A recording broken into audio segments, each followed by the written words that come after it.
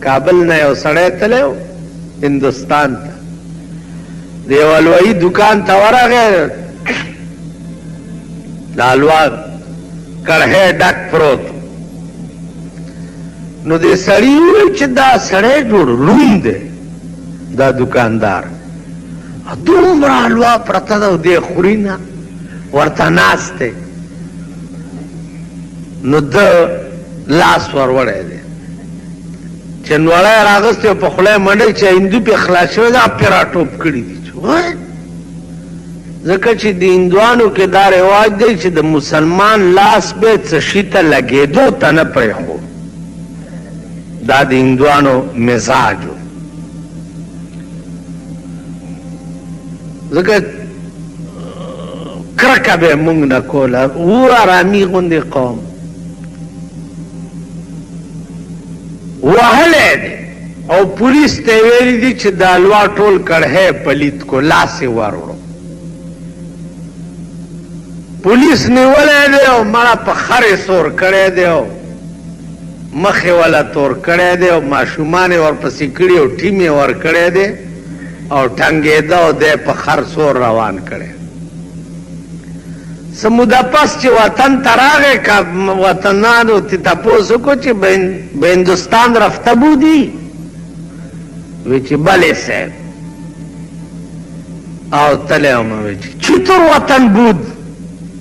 هندوستان نو دی ورته وی چې بسیار خوب وطن بود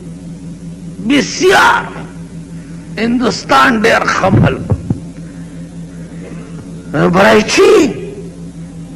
وی خوردن حلوا در اونجا مفت حلوا پکی مفت ملاوی ذکر جیبی وقوف تا خوردن حلوا در اونجا مفت سواری بخر مفت و فوج و تماشاها مفت فوج بم در پسی و تماشے بینڈ بازی بغگیگی دار سال تا مفت ہندوستان دسی خملک دے اس کلغون دے اقل لرائی ما دے خبر تو گو رہی چالوائیو خورا دا سچ ورطا ملو سزاوا لیکن دی بے وقوف تینا عیش جوړ او دی حکومت سره چې سکیږي دا دوی ته سزا ده په کراچۍ کې 150 خلک ژوندي اور کې سوځېدل دا د دوی پوزه پرې کېدل دي بېله خبره ده چې دوی پې شرمېږي نه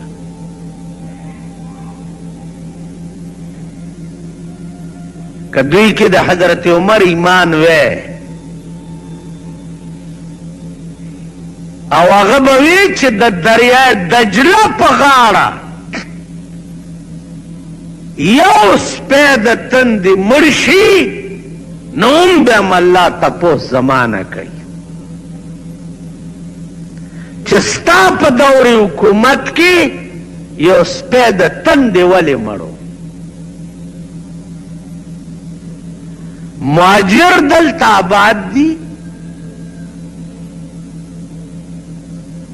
پکار دا هر حکومت تا ما خو درته 40 کاله کې ما د سړیتوب حکومت نه دی لیدلی بالکل نه او نه به راته څوک ثابت کړي او نه مې آینده چرته خوب ګورم خوبم نه ګورم